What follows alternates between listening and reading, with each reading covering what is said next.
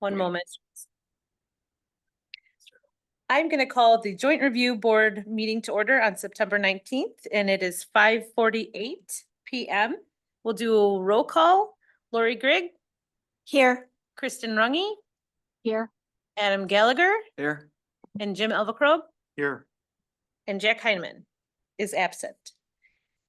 First point of order is to appoint a public member. So I would take a motion to appoint a public member. I'll make that motion. To appoint Jim. Yep. Okay. Jim I'll Elvacrobe. second. And Lori, all in favor? Aye. Aye. Opposed? Motion carries. Then we need to appoint a chairperson, so I would take nominations for a chair. Who was chair last time? It Kristen. was Jack. I think Jack was last. Jack was? Okay. You want me? I'll make a motion that we to nominate Kristen Runge Okay, as a chairperson. I'll second it. All those in favor? Aye. Aye. All opposed? Motion carries. All right, what is our first item of business today? And I am asking that, I am asking that as I am not able to pull up the agenda. I should probably actually turn down being chair. No, it's okay. I can walk you through it, Okay. Kristen, if you'd like. Thank So you. the first agenda item is the minutes from April 25th. To approve those. I'll make a motion to approve. I'll second. All those in favor? Aye. Aye. Opposed? Motion carries. Okay, Kristen, the Okay. next item is the review of the annual PE 300 reports and performance and status of the TIDs. And we start with TID 3, and I think Todd Taves is able to take over. Yep, so we've provided you with copies of our full report. Due to the number of TIDs that we have, we prepared a brief slide presentation, so I'm going to hit the high points. But certainly feel free if you saw something in the detailed report that you'd like to talk about, certainly happy to do that. So consider this an overview. And I can't advance the slides from here, correct?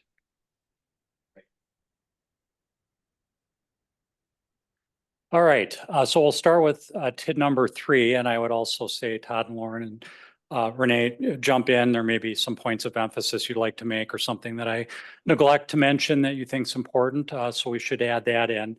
These will all follow the same format, so we've got a display indicating the creation date, the expenditure period, change in incremental value, which doesn't apply to this TID since it's now been closed, and then change in closure year, and change in fund balance. So TID number 3 was closed after May 15th of last year. So this district is now officially closed, although it's still collected tax increment for the current year. The final incremental value was just over $67 million. This is the original Waunakee Business Park on the south side of State Highway 19. So we will jump to the next slide where we show the cash flow, which is actual other than 24 remains an estimate. And on each of the cash flow sides, the blue bar represents the reporting year. So this is the year for which the PE 300 form is filed. We had a fund balance of $691,000 at the end of last year.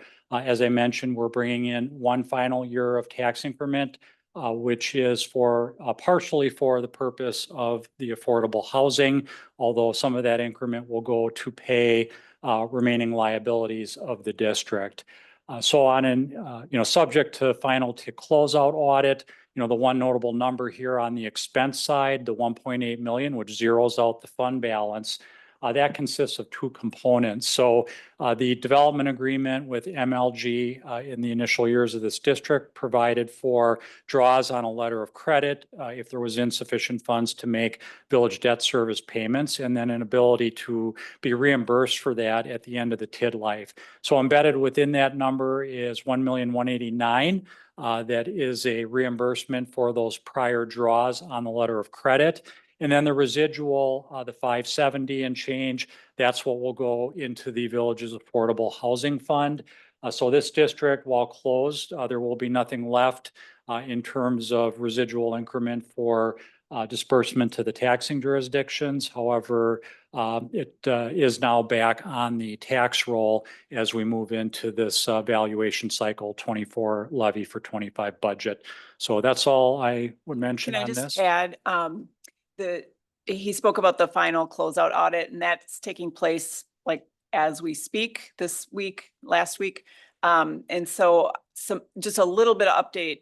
The estimate for the housing fund is actually going to be closer to 648,000 because we had some additional increment that we got versus the projection, and interest earnings were very good, that type of thing. So there'll be a little bit more going to the housing fund than what we're projecting up here. And hopefully the audit will be done soon and we'll do all of our filings and it'll be all sealed up. Thanks. And I'm just going to keep rolling through these. So again, stop me if you have any questions. All right, to number 4, this is the senior center site. So this district created in 02. It has now reached the end of, or will be reaching the end of its expenditure period here shortly. Upper right-hand corner, we did have about a $3.6 million increase in incremental value year over year due to economic change.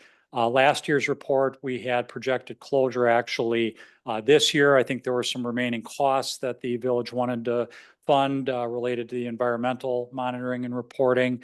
So we are now projecting that the increment that will be collected as part of this year's levy for the 25 budget, that will be the final year needed to recover project costs. I should mention that with all the projected closure years in my cash flows, they don't take into consideration the fact that the village board may choose to do the one-year housing extension. So the board will make that determination as each TID approaches the closure. I'm trying to remember, you didn't do that already on this one, did you?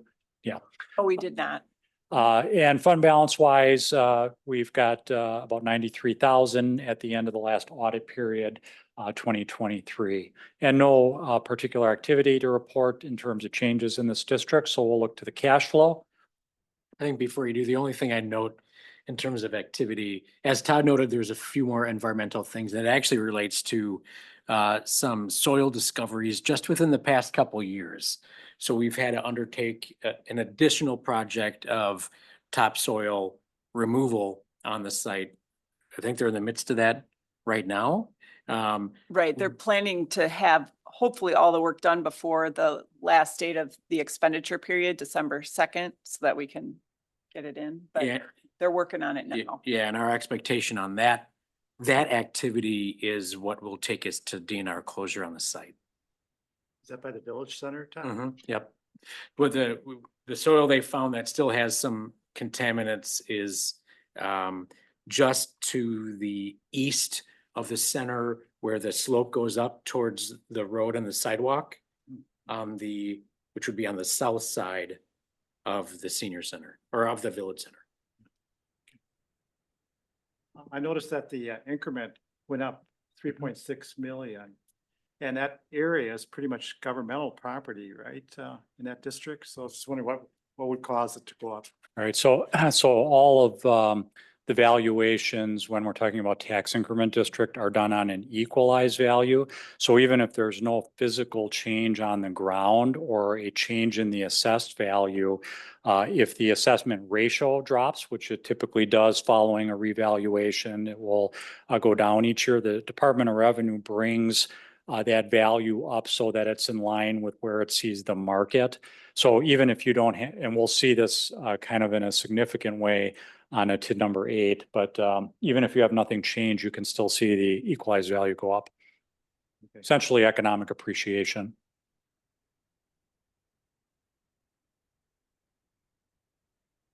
And we'll move on to the cash flow. So again, projecting that the tax increment that will be collected in 2025, that will be sufficient to recover all district project costs. And we've got an estimated balance of around 200,000.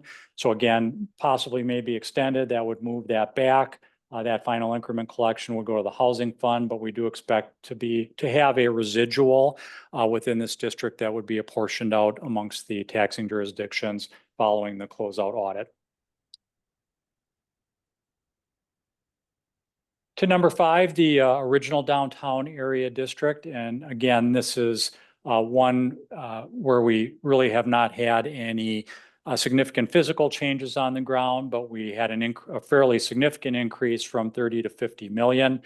There were also a number of what the Department of Revenue calls corrections that were made on this year's report. Those can go either way, but essentially what it does is it acknowledges that because of the way the valuation cycle works, where certifications are done essentially on estimates, and then you still have the board of review, and sometimes there are also adjustments made for other reasons.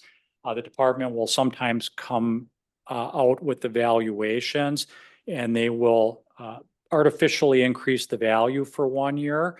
In order to essentially make the TID whole for revenue it should have received in the preceding year. So we've got some of that going on as well, but obviously a pretty large increase in the district's overall incremental value.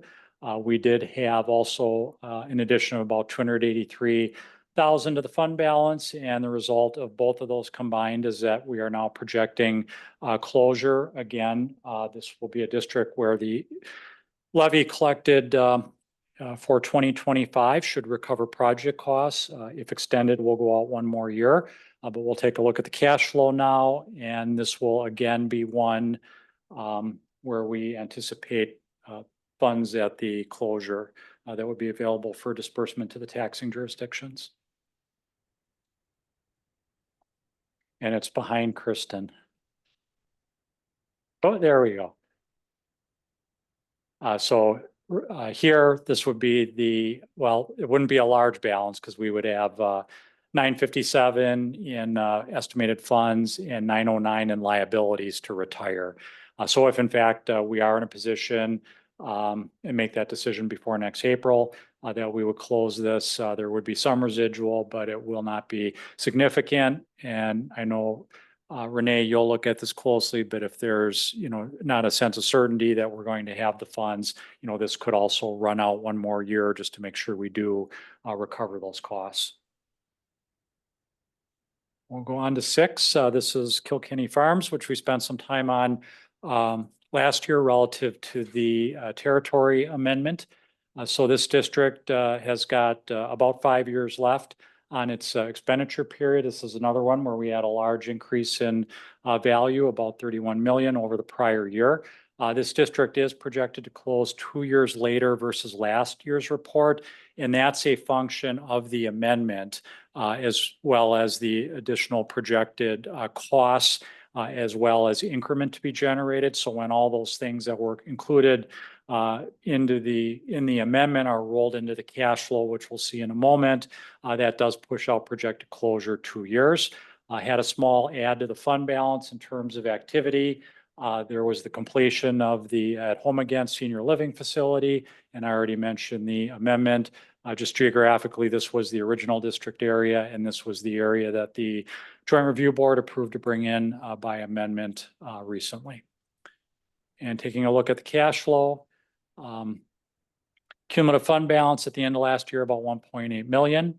We do have incentive payments that are being made from cash. There's no significant additional village borrowing, if any, that is planned. Could potentially be some for the capital expenditures, but the idea is to cash fund all of this. So we will see fund balance remain very healthy, although dropping down slightly. And again, by 2029, number of years out yet, but we do project that we would be in a position in that year to pay off remaining district liabilities and close the district, subject to potential housing extension. I'm sure this may move up or down a year as the next couple of years unfold, because we do have a number of assumptions built in as to the additional development that will occur, particularly in that area that was brought in by amendment. TID 7, this is again in the business park area, a single project district for the Renew Air. facility. This is strictly a pay-as-you-go district for the company. So nothing in terms of changes on the ground. We did have a $1.7 million loss in value in this district year over year, and that's a result of the removal of all remaining personal property from the tax rolls as of this year. So nothing changing significantly in terms of the improvements on the site, but that class of property is no longer taxable. If we go to the next slide, we'll see to compensate for that, the village will begin receiving an aid payment next year in the amount of about $28,000 that offsets for that loss of value. And again, only obligation here is a development incentive, which terminates in 2040. We are showing that the village would have accumulated enough cash within the fund balance by the year 2028 to basically prepay that tail of payments there and close this district early. So still a few years out, but again, expectation that this district can potentially close within roughly the next 5-year time horizon. To date referred to as the Hubdy project, but really a semi-overlay of TID number 5. Notable activity is that Grace Coffee was completed and open last year. We did have a $16.5 million increase in value. And again, that's partly a correction, partly economic change or economic appreciation. District is a longer variety 27-year district. So while it's been active for a number of years, the expenditure period is out there quite a ways yet. So certainly the potential for more development, more potential expenditures. But as we are forecasting at the moment, we would project closure based on current conditions in 2034, which is 3 years sooner than the report last year. And again, that's primarily due to this bump up in the value. And we'll look at the cash flow. Liabilities include village debt service as well as incentives to the Lamp House project. And again, here's our projected closure in 2034 with about $175,000 to spare. So again, much will change over the next few years. This will continue to move around, but we are looking at the potential to close this district well before the end of its maximum statutory life. Lastly, TID 9, this district was amended a little while back, and that was for the purpose of adding in the parcel where Newcomer is building. My understanding is that facility should be completed this year. We did have an increase of about $11 million in value year over year. The fund balance is a bit in the red on this district right now, but we did recover a little bit, and we'll see on the cash flow in a moment that will quickly go back to the black. As compared to last year's report, we are projecting closure 2 years earlier than that report provided last year. We'll take a quick look at the cash flow. So here's that negative fund balance at the end of last year. We are expecting with the increment collection next year that we will have a positive fund balance by the end of 25.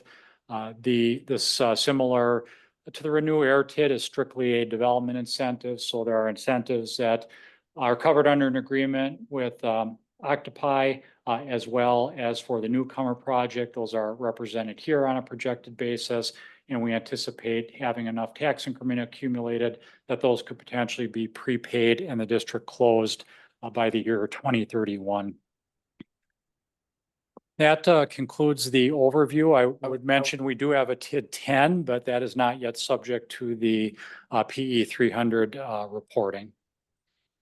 I think just so members of the Joint Review Board are aware, related to the Octopi development, the village is in negotiations with the new ownership out of Europe, Asahi, in relation to those development incentives. And we haven't yet, the outcome isn't yet finalized, although it's possible that something may change in relation to the total amount of those payments for that development agreement.